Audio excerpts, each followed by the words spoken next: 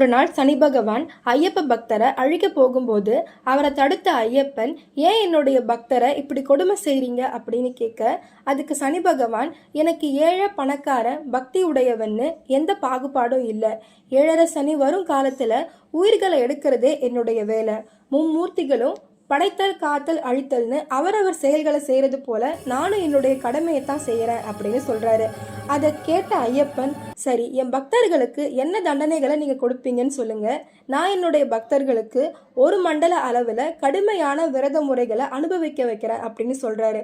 அதன்படியே ஒருவேளை உணவும் ஆடம்பரமான படுக்கை இல்லாம வெறும் தரையில தூங்குறது, தாம்பத்திய உறவு இல்லாம இருக்கிறதையும் தாண்டி கல்லையும் மண்ணையும் கடந்து என்னை வழிபட வர வைக்கிறேன் அப்படின்னு சனீஸ்வரன் கிட்ட சொல்றாரு.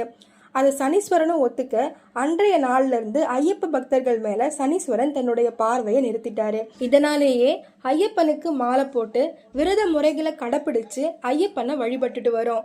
உங்களுக்கு ஐயப்பன் பிடிக்கும்னா இந்த வீடியோவை லைக் பண்ணிட்டு மறக்காம நம்ம சேனலை சப்ஸ்கிரைப் பண்ணிடுங்க.